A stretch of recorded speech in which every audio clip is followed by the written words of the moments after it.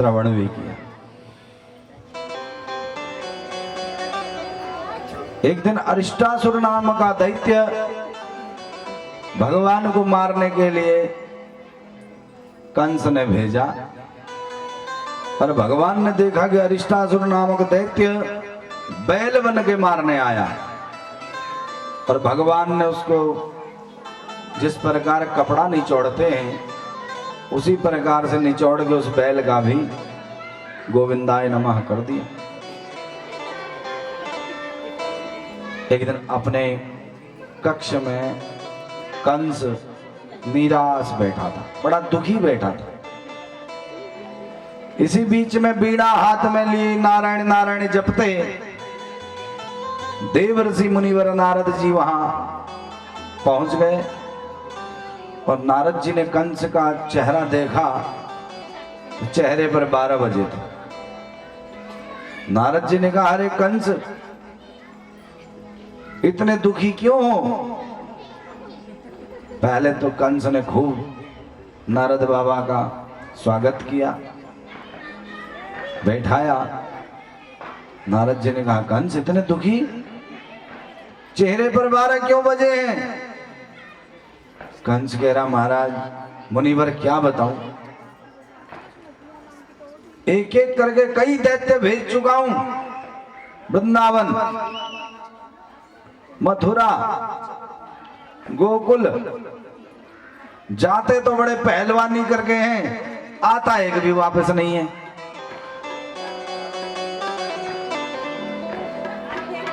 ये नंद के 2 लाला हैं, कृष्ण और बलराम, कौन है ये इतने ताकतवर? नारद जी ने कहा, कंस तुम बहुत ही ईमानदार हो, दयालु हो,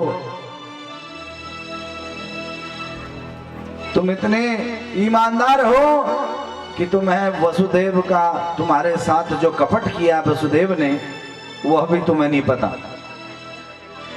बोला, क्यों बाबा, क्या कर दिया वसुदेव ने? जिन्हें तुम नंद के लाला समझ रहे हो, वो नंद के लाला नहीं, तुम्हारी बहन देवकी और वसुदेव के ही लाला हैं दोनों।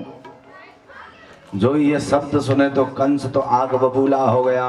निशात्म सिमादत्ता वसुदेव जी घांसया, वसुदेव ने हमारे साथ धोखा किया है। निवारितो नारदेनम तत्सुतो मृत्युमात्मना, तुरंत दूत को आज्ञा दी और मारने के लिए देवकी वसुदेव को कहा। नारद जी ने समझाया, अरे कंस भैया, अभी जोश में काम मत लीजिए, होश में काम लेने का वक्त है। इस समय बुद्धि का प्रयोग करो। यदि तुमने वसुदेव को मार डाला, फिर वासुदेव तुम्हें दिखने वाला कहीं नहीं। इसलिए जब तक वसुदेव बचा हुआ है, तब तक ही तुम वासुदेव को यहां बुला सकते हो, क्योंकि वो अपने मैया बाबा से मिलने के लिए एक ना एक दिन जरूर आएगा। और यदि तुमने उसके मैया बाबा को ही मार दिया, फिर वो तुम्हारे हाथ आने वाला नहीं। तुम एक एक करके दैत्य भेजते, वो दोनों भैया मिलके मार देते। तुम कोई ऐसी योजना बनाओ कि कृष्ण और बलराम मथुरा आ जाएं और तुम सब मिलके मार देना। कंस कहा, अरे नारद बाबा, आज तक तो मेरी बुद्धि ठिकाने ही नहीं लगी, आज समझ में आया, आज तुमने बहुत बढ़िया बताया। और तुरंत सोचने लगा कि किसको भेजूं बुलावे के लिए, कौन जाएगा। केसी नाम का दैत्य आ गया, बोला, महाराज एक मौका हमें तो दिया होता। कंस ने कहा, जाओ, तुम्हें भी मौका दिया। यमुना के किनारे भगवान खेल रहे थे और केसी नाम का दैत्य भगवान के ऊपर झपट पड़ा, और उस केसी को भी भगवान ने दुत्तई मार के जो जमीन में पटका, उसका भी गोविंदाय नमः कर दिया, और उस स्थान का नाम ही पड़ गया केसी घाट।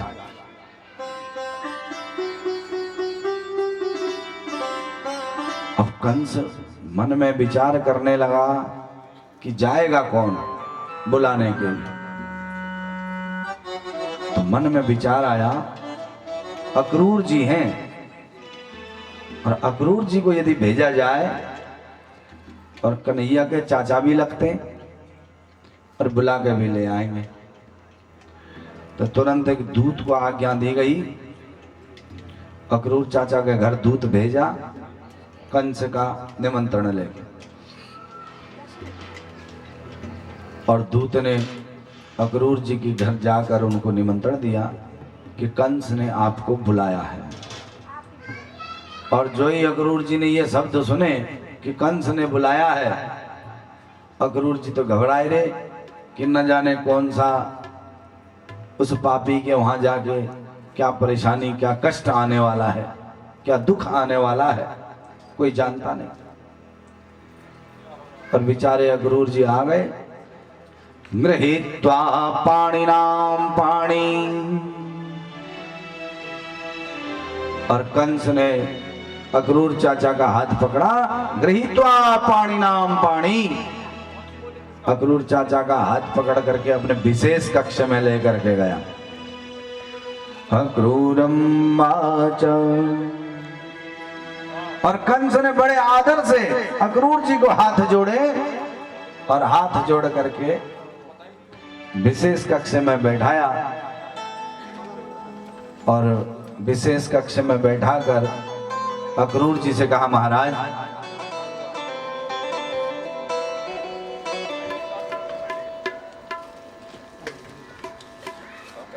अक्रूर जी ने कहा कि महाराज इस दास से कौन सा अपराध हो गया जो आज आपने बुलाया, कैसे याद किया इस दास को। कंस ने कहा, अक्रूर जी आजकल मैं वृंदावन में नंद के दो लाला हैं, कृष्ण और बलराम, उनकी खूब चर्चा सुन रहा हूं। सुनने वाला खूब पहलवान है। तो हम एक मेले का आयोजन करते हैं, उसमें एक मलय युद्ध, द्वंद्व युद्ध का आयोजन रखते हैं। और बच्चों को भी मेला देखने का खूब शौक होता है। और उनकी पहलवानी की भी परीक्षा हो जाएगी कि कितने ताकतवर हैं दोनों भैया। अक्रूर जी तो समझ गए चाल। मनोरथान कुरुतोच्युते जनो देव हतानपि, युज्यते हर्ष शोकाभ्याम तथाप्याघाम करोमि ते। अक्रूर जी ने कंस से कहा कि महाराज एक बात बता दूं, व्यक्ति सोचता तो बहुत बड़ी बड़ी चीजें हैं, मैं ऐसा करूंगा, मैं वैसा करूंगा, मैं ऐसा बनूंगा, लेकिन क्या कर पाएगा, क्या बन पाएगा, जो सोच रहा है उसमें सफल होएगा कि नहीं, ये सब परमात्मा के हाथ में है। सफलता देना उसका काम है। ये सब वक्त बताता है, समय बताता है। बाकी मैं आपका सेवक हूं, जो आपने आज्ञा दी है मैं उनको निमंत्रण दे के लेके आऊंगा। मनोरथान करोत्यचैर जनो देव हतानपि। अक्रूर जी कंस का ही रथ लेके सुबह सुबह मथुरा से वृंदावन के लिए निकल पड़े। उसित्वा रथमासथाय त्वययो नंद गोकुलम। ये तन रूपी, ये तन जो है रथ में बैठा हुआ है, लेकिन मन रूपी शरीर वृंदावन पहुंच गया है। तन अभी रथ में ही है। अक्रूर जी सोच रहे हैं ये जैसा भी है, नीच है, नालायक है, आतंकवादी है, लेकिन आज कंस ने मुझे ये अवसर दिया है कि मैं प्रभु के दर्शन कर पाऊं। जो भगवान की भक्ति के लिए प्रेरित करे, जो भगवान के दर्शन करा दे, जिसके माध्यम से भगवान के दर्शन हो जाए, वो कितना भी शत्रु हो, वो परम मित्र के ही समान होता है, क्योंकि उसने भगवान की दर्शन के लिए उत्तेजित किया है। किंग मया चरितम भद्रम किंग तम तम परमम तपः। अक्रूर जी सोचने लगे मैंने ऐसा कौन सा सत्कर्म किया होगा जिस सत्कर्म की आज ये अवसर मुझे मिला कि कन्हैया के दर्शन कर पाऊंगा। किंवा थार्प्यते दत्तम यद द्रक्ष्याम्यद्य केशवम। अक्रूर चाचा बहुत प्रसन्न हुए और प्रसन्न होकर कन्हैया को लाने के लिए गए। सुबह के निकले, शाम को वृंदावन पहुंचे, क्योंकि उनका मन तो भगवान की दिव्य छटा में खो गया। भगवान की दिव्य सांवरी सलोनी सूरत को देखते देखते उस भाव में प्रवाहित हो गया। और जब ये हमारे इस शरीर की जो इंद्रियां हैं यदि हमारे वश में नहीं होगी तो ये इंद्रियां न जाने कहां कहां जाके ठोकर खाती है। हमारी जीभ चाहती है कि बढ़िया बढ़िया खाना मिले, हमारी आंखें चाहती कि बढ़िया सुंदर सुंदर हमें दिखे, हमारे कान चाहते हैं कि अच्छा अच्छा हम सुने। ये हमारे ज्ञान इंद्रियां, कर्म इंद्रियां, जो 10 इंद्रियां हैं हमारे शरीर की, ये न जाने क्या क्या चाहते हैं, उल्टा सीधा सब चाहते हैं।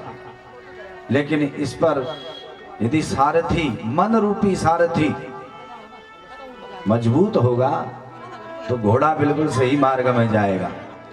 तो ये मन रूपी सारथी इन इंद्रियों से सुसज्जित इस घोड़े को, इस शरीर रूपी घोड़े को मन रूपी सारथी बढ़िया मार्ग में लेके जाएगा। सारथी सजग होगा और सेनापति बुद्धि, दिमाग, विवेक, सेनापति मजबूती से अपने कार्य में लगा होगा। तो ये जो हमारा घोड़ा रूपी शरीर है ये गलत जगह बिल्कुल नहीं जाएगा। जिस स्थान पर जाना है ये सारथी प्रेम से वहीं लेके जाएगा। अक्रूर जी तो कल्पना ही करते रह गए और घोड़े में बैठे रह गए रथ में। सायंकाल, शाम को पहुंचे। रथेन गोकुलम प्राप्तः सूर्य चास्त गिरिम नृपा। सूर्यास्त होने जा रहा है शाम को, गोधूली बेला आ गई और दुग्ध दोहन काल, गायों का दूध निकालने का समय हो गया। तब अक्रूर जी वृंदावन पहुंचे और जब जा रहे थे तो कन्हैया गैया को लेके जंगल से चरा के लौटे, दोनों भैया ग्वाल बाल के साथ। अक्रूर जी ने देखा कि हमारे कन्हैया के चरणों के चिन्ह, क्योंकि गौ माता जब चलती है चलते चलते अपने पैर से, अपने खुर से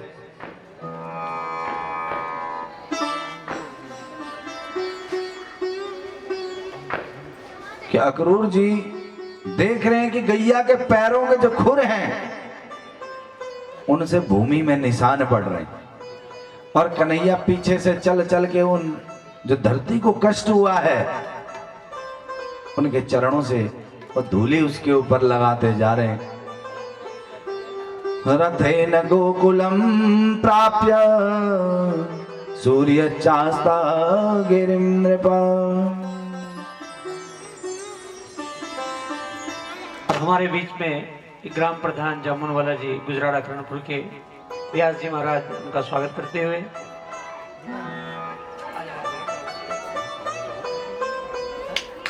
द्रक्ष्यामि नूनं सुखपोलकानां नासिकां स्मितावलोकारुणकञ्चलोचनम्। अक्रूर जी भगवान की दिव्य दर्शन कर रहे हैं मन में। कैसे कर रहे हैं? नूनम सुकपोलानासिकम, उनकी लंबी लंबी नाक होगी, तोते जैसी चोंच होगी, टमाटर जैसे गाल होंगे। मुखम मुकुंदस्य, उस मुकुंद भगवान का मुख कितना सुंदर होगा, उनकी आभा बिम्बा फल की तरह लाल लाल उनके होंठ होंगे। भगवान का दिव्य स्वरूप का दर्शन अक्रूर जी कर रहे हैं।